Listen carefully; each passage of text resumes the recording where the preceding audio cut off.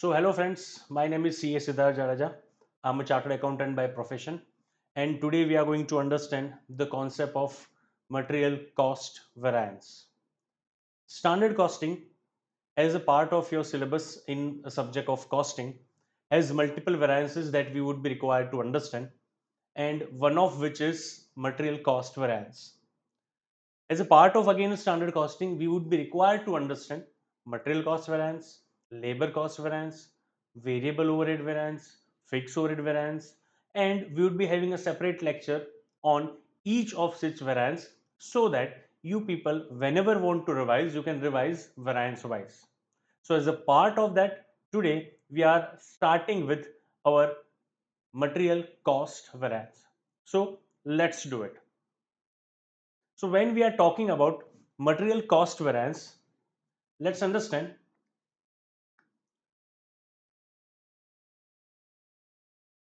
material cost variance.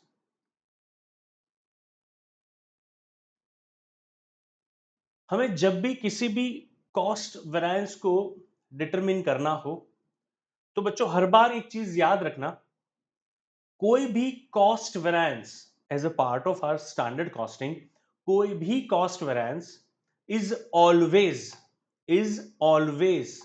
whether it is a material, whether it is a labor, whether it is a variable overhead and whether it is a fixed overhead.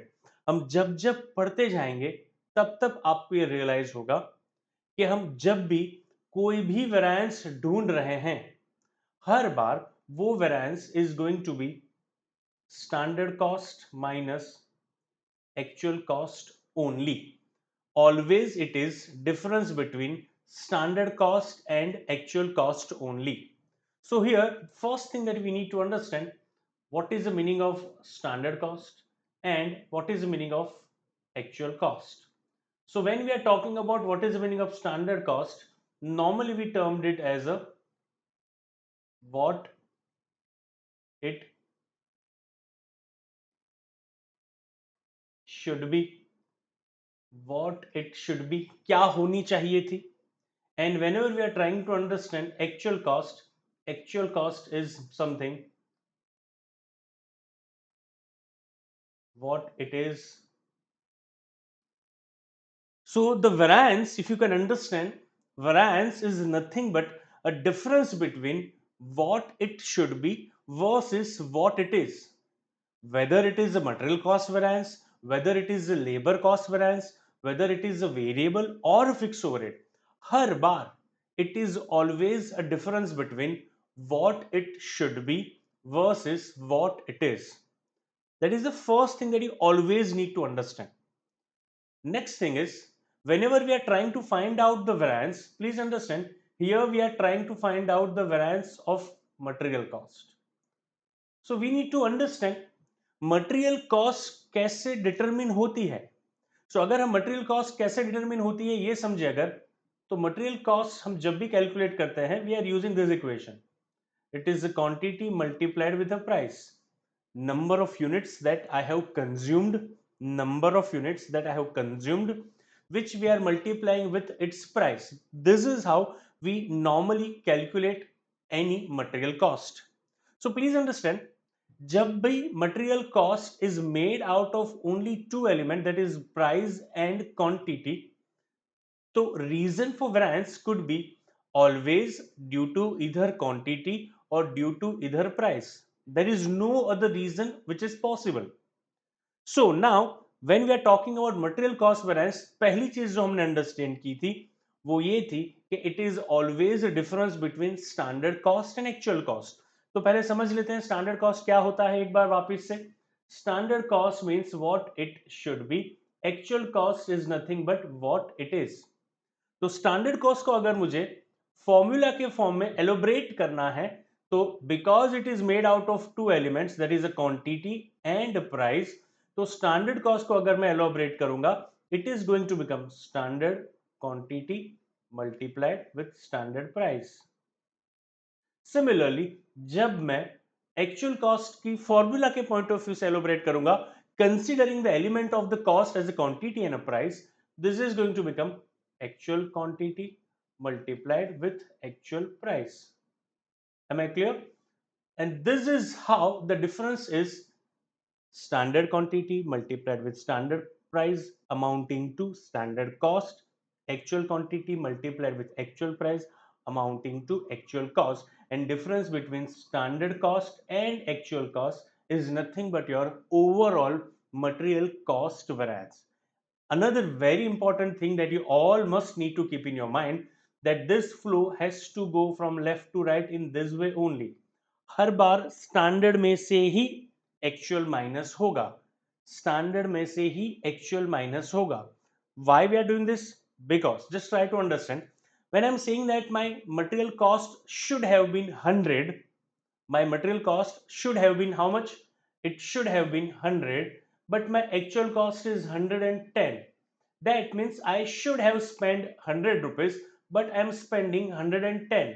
That means this is a 10 rupees I'm spending more as compared to what I should have spent. This variance is an adverse variance.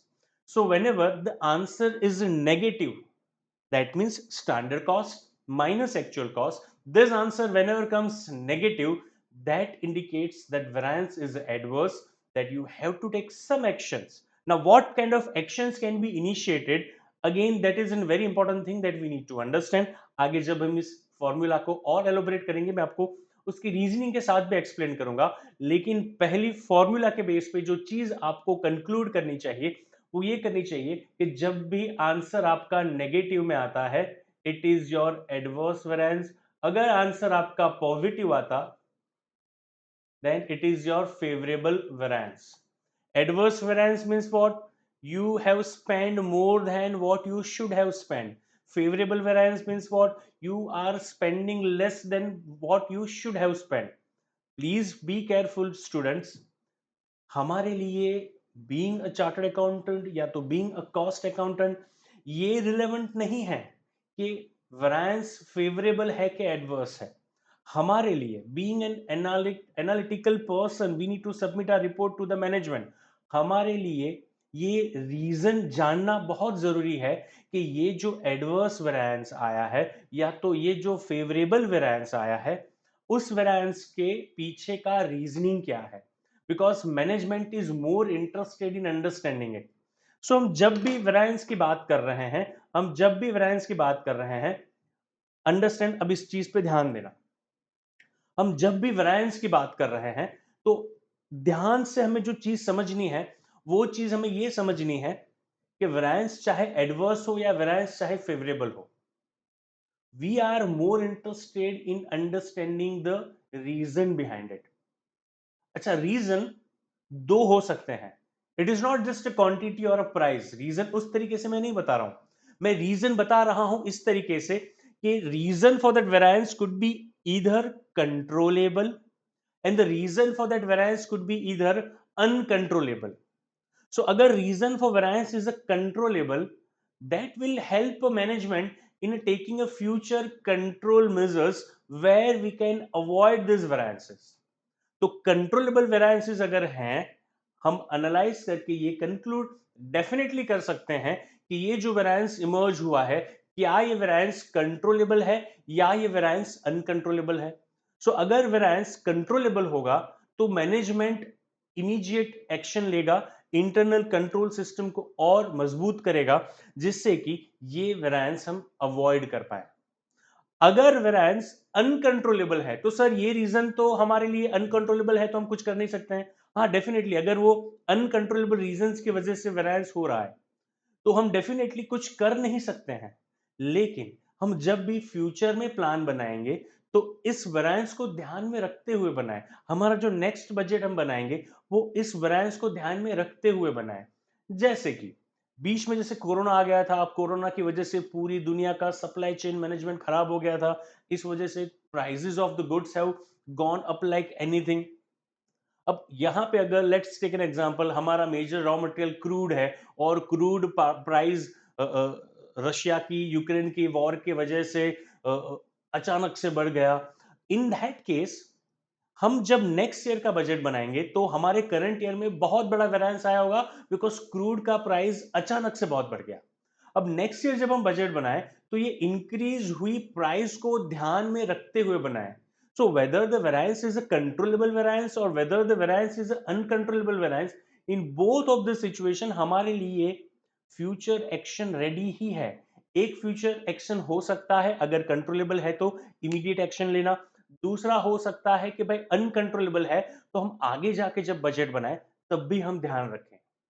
तो हमें variance सिर्फ calculate करने के लिए नहीं ढूंढना है बेटा, हमें वेरिएंस ढूंढना है हमारी फ्यूचर कोर्स ऑफ एक्शन को डिसाइड करने के लिए।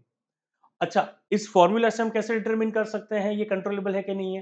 अंडरस्टैंड करते हैं। Now please again understand, when we have calculated simply material cost variance, यहां से मटेरियल कॉस्ट वेरिएंस तो तुम्हें ओवरऑल वेरिएंस बता देगा कि आपने मटेरियल के पीछे 100 का खर्चा करना चाहिए था, आपने 110 का खर्चा किया है। लेकिन ये आपको कभी ये नहीं बता सकता कि ये एक्चुअल इसके पीछे का रीजन क्या था। अगर हमें उसके पीछे का एक्चुअल रीजन जानना है तो हमें इस वेरिएंस को फर्दर एनालाइज करना ही पड़ेगा। अगर मुझे उसको फर्दर एनालाइज करना है, what I need to think, और जहां पे हम कंट्रोलेबल और अनकंट्रोलेबल तरीके से भी इसको अच्छे से समझ सकते हैं। So please try to understand when we are talking about material cost. जैसे कि हमने डिस्कस किया, material cost is made out of only two element, इधर इट इज अ प्राइस और इधर इट इज अ क्वांटिटी। तो अगर मेरा मटेरियल कॉस्ट सिर्फ ये दो ही एलिमेंट से बना हुआ है, रीजन फॉर वेरिएंस तीसरा हो ही नहीं सकता। इसलिए अगर मुझे यहां पे सेग्रीगेट करना है कि भाई ये टोटल वेरिएंस जो हमने जनरेट कर दिया, ये टोटल वेरिएंस जो हमने जनरेट कर दिया, उस वेरिएंस का रीजन या तो हो सकता है क्या, क्वांटिटी, या तो हो सकता है क्या, price. If the reason for the variance is a quantity, this variance is known as material usage variance. This variance is known as what? Material usage variance. अगर reason for the variance is the price, then this variance is known as material price variance. सुनने से ही आसान लगता है। Standard costing में पूरी दुनिया जहां फॉर्मूला क्लेम करती है, हम फॉर्मूला क्लेम नहीं करेंगे, हम फॉर्मूलाज को फ्रेम करेंगे। सो ध्यान से समझना, पहले अगर हम बात कर रहे हैं मटेरियल प्राइस वेरिएंस की। अच्छा, यहां पे रीजन फॉर द वेरिएंस क्या है बेटा? यहां पे the reason for the variance is not quantity. यहां पे हमें सिर्फ और सिर्फ चाहिए कि हमने प्राइस ज्यादा कितनी पे की। साथ में मैथमेटिकली आपको यह भी ध्यान रखना है जो मैंने आपको बताया था, that this flow has to go from left to right, it has to be standard minus actual. हमें प्राइस वेरिएंस ढूंढना है तो formula would be standard price minus actual price. लेकिन अगर सिर्फ हमने इतना ढूंढ लिया ना, तो इससे तो हमें price per unit, for example I should have paid 10 rupees per unit and I have spend 11 rupees per unit, तो मुझे ये पता चल गया कि मैंने 1 रुपया पर यूनिट ज्यादा पे किया है, बट ये सिर्फ 1 रुपया है। हमें चाहिए टोटल वेरिएंस। तो हमने ये 1 रुपया ज्यादा पे किया किस पे? हमने जितनी भी क्वांटिटी कंज्यूम की है उस पे। तो जितनी क्वांटिटी हमने कंज्यूम की है और उस क्वांटिटी को हम मल्टीप्लाई करेंगे excess price that probably we have paid, that is what I should have paid versus what I have actually paid. उन दोनों के डिफरेंस को हम एक्चुअल क्वांटिटी से मल्टीप्लाई करेंगे। यहां पे भी ध्यान देना, हम यहां पे उसको एक्चुअल क्वांटिटी से क्यों मल्टीप्लाई कर रहे हैं? हम यहां पे इसको एक्चुअल क्वांटिटी से इसलिए मल्टीप्लाई कर रहे हैं क्योंकि we want variance on the actual quantity that we have consumed. Therefore, here we are multiplying with an actual quantity. अगर अगर मुझे इसी तरीके से मटेरियल यूजेज वेरिएंस ढूंढना है, और मटेरियल यूजेज वेरिएंस में किसकी वजह से डिफरेंस आ रहा है? क्वांटिटी की वजह से आ रहा है। फ्लो कैसे जा सकता है? लेफ्ट टू राइट ही जा सकता है सर। तो the formula would be standard quantity, I am sorry, standard quantity minus actual quantity. अगर यहां पे भी मैंने सिर्फ इतना कर दिया तो आपका आंसर या तो केजी में आएगा, आपका आंसर या तो यूनिट में आएगा या तो लीटर्स में आएगा, based on the unit of measurement. हमें वो नहीं चाहिए, हमें चाहिए अमाउंट में। So this is, I should have consume 100 KG, I am consuming 110 kg. So answer is coming in excess consumption of 10 kg.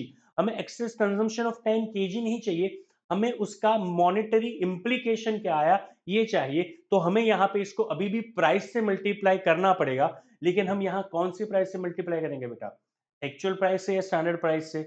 सामने देख के ऐसा लग रहा है कि क्योंकि हमने एक्चुअल क्वांटिटी से मल्टीप्लाई किया था, तो यहां पे भी हम एक्चुअल प्राइस से मल्टीप्लाई करेंगे। Answer is wrong. यहां पे हमें इसको मल्टीप्लाई करना पड़ेगा स्टैंडर्ड प्राइस से। क्यों हम स्टैंडर्ड प्राइस से मल्टीप्लाई करेंगे?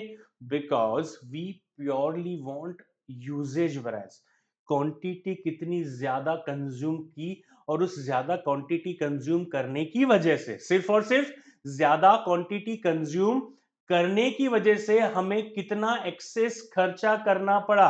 हमें यहां पे प्राइस वेरिएंस का कोई एलिमेंट नहीं चाहिए। क्यों नहीं चाहिए? क्योंकि प्राइस वेरिएंस हम अलग से कैलकुलेट कर ही रहे हैं। हमें यहां पे सिर्फ और सिर्फ चाहिए कि एक्सेस कंजम्पशन ऑफ क्वांटिटी की वजह से हमने कितना खर्चा किया। यहां पे हमें ये नहीं चाहिए कि प्राइस का भी कुछ एलिमेंट आ जाए, इसलिए हम यहां पे इसको मल्टीप्लाई करेंगे सिर्फ और सिर्फ स्टैंडर्ड प्राइस से। हमारा मटेरियल कॉस्ट वेरिएंस यहीं खत्म हो जाता। हमारा मटेरियल कॉस्ट वेरिएंस यहीं पे भी खत्म हो जाता अगर हम एक टाइप ऑफ रॉ मटेरियल को यूज करके फिनिश गुड्स बना रहे हैं। लेकिन हम एक से ज्यादा रॉ मटेरियल को यूज करके, for example we are using A B C and then by using A B C in some proportion we are producing product x which is my finished goods. In that case further analysis of this material cost variance is required, but today we are simply just having the basic understanding of material cost variance. So in this lecture we are not doing it, we are just having a basic understanding of it. ध्यान हमें ये देना है कि यहां पे कुछ जो टर्म मैंने यूज की है ना, जैसे कि टर्म हमने यूज किया है स्टैंडर्ड क्वांटिटी, प्लीज ध्यान देना इस पे। और ज्यादा हम जब लेक्चर्स में पढ़ेंगे, और ज्यादा हम जब इसको डिटेल में पढ़ेंगे, तो स्टैंडर्ड क्वांटिटी का मतलब अगर मुझे समझना है तो always standard quantity is a standard quantity for actual output. क्या मतलब होता है इसका? Comparison, please try to understand. Comparison here is between standard cost versus actual cost. Comparison यहां पे मेरी बजटेड कॉस्ट का एक्चुअल कॉस्ट से नहीं है। Budget is never equal to standard. Budget हमने जो कुछ भी बनाया था, वो बजट हमने बनाया था हमारी बजटेड क्वांटिटी के लिए। So if I need to have comparison, what we are comparing with? We are comparing with an actual cost. Actual cost किसके लिए इनकर हुई है? एक्चुअल क्वांटिटी जो हमने प्रोड्यूस की, उसकी वजह से एक्चुअल कॉस्ट इनकर हुई है। जबकि बजटेड कॉस्ट या बजट जो हमने पूरा बनाया था वो बजटेड क्वांटिटी से बनाया था। तो अगर मैंने बजट को एक्चुअल के साथ कंपेयर कर लिया ना, तो that is not going to be an apple to apple comparison. Here we need an apple to apple comparison. therefore the difference is a standard cost minus actual cost. it is not budgeted cost minus actual cost. तो budgeted cost और standard cost में क्या अंतर है sir? budgeted cost is a budgeted cost for budgeted output, जबकि standard cost is a standard cost for actual output. मैंने actual जितने number of units बनाए हैं, मैंने एक्चुअल जितने नंबर ऑफ यूनिट्स बनाए हैं, उन यूनिट्स को बनाने के लिए, उन यूनिट्स को बनाने के लिए मुझे कितना खर्चा करना चाहिए था, मैंने कितना खर्चा किया। So just try to have an understanding. अगर मेरा बजटेड आउटपुट, अगर मेरा budgeted output let's say 10,000 units था, 10,000 यूनिट्स ऑफ फिनिश गुड्स था, ठीक है। और अगर एक यूनिट बनाने के लिए मुझे 2 यूनिट्स ऑफ या तो 2 kgs ऑफ रॉ मटेरियल मुझे चाहिए, ठीक है। सो 20,000 यूनिट्स बनाने के लिए बजटेड रॉ मटेरियल रिक्वायरमेंट कितना रहता मेरा? बजटेड रॉ मटेरियल रिक्वायरमेंट रहता मेरा 20,000 kg, राइट। तो ये जो होता वो मेरा बजटेड क्वांटिटी होता। हमें यहां पे बजटेड क्वांटिटी नहीं चाहिए, हमें यहां पे चाहिए क्या? Standard quantity. और मैंने क्या लिखा हुआ है? What is the meaning of standard quantity? Standard quantity is always a standard quantity for actual output. अगर मेरा एक्चुअल आउटपुट, ये तो मेरा क्या है, बजटेड आउटपुट है, अगर मेरा एक्चुअल आउटपुट होता लेट से 8000 यूनिट्स, मैंने भले बजट बनाया था और बजट में मैंने प्लान करके रखा था कि मैं 10,000 यूनिट्स बनाऊंगा, लेकिन वो 10,000 यूनिट्स नहीं बन पाए, हम सिर्फ 8,000 यूनिट ही बना पाए, तो फिर मैं 20,000 केजी की कॉस्ट को एक्चुअल के साथ कंपेयर नहीं कर सकता ना, because 20,000 KG of raw material was for 10,000 KG, मैंने एक्चुअल बनाया है सिर्फ 8,000 केजी, तो यहां मुझे चाहिए क्या, standard quantity of raw material.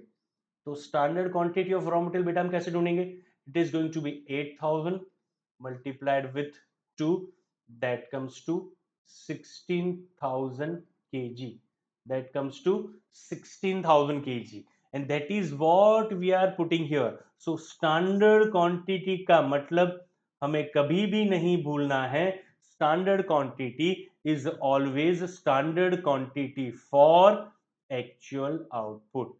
अब जैसे कि मैंने आपको बताया, हमारा वेरिएंस यहीं खत्म हो जाता अगर हम एक ही रॉ मटेरियल यूज करके फिनिश गुड्स बनाते हैं, लेकिन अगर हम एक से ज्यादा रॉ मटेरियल यूज करके फिनिश गुड्स बनाते हैं तो क्या, because I am using A B C and with different proportion and different quality, मैं उसको प्रोपोर्शनेटली मिक्स करके मेरा फिनिश गुड्स एक्स बना रहा हूं, उस केस में मैं क्या करता, उस केस में मुझे और फर्दर एनालिसिस करना पड़ता by way of inserting revised actual quantity, which we would be doing because it's a kind of a demo only. We are not including it in this session, require more amount of time. This is what we would be required to do. This is a simple standard costing में people are putting this chapter into an option where at college सबसे favourite अगर कोई topic है बच्चों का, तो सबसे favourite topic है वो है स्टैंडर्ड कॉस्टिंग। हम उसको कॉन्सेप्चुअली इतना डिटेल में और अच्छे से अंडरस्टैंड करते हैं कि कभी भी किसी भी बच्चे को इस चैप्टर में तो दिक्कत आती ही नहीं है, जबकि majority of the students are putting this chapter into option. हम हर एक फॉर्मूला को, whether it is a material cost, whether it is a labour cost, whether it is a variable, और जिसको सबसे डिफिकल्ट माना गया है फिक्स ओवरहेड, जो हालांकि सबसे इजी है, उसको हम कॉन्सेप्चुअली फॉर्मूलाज को फ्रेम करेंगे, क्रेम नहीं करेंगे। Fine, so that's it, this was the basic lecture on material cost variance. I hope you all will take very good care of yourself, and all the very best for all your future endeavors. Take care of yourself. Thank you.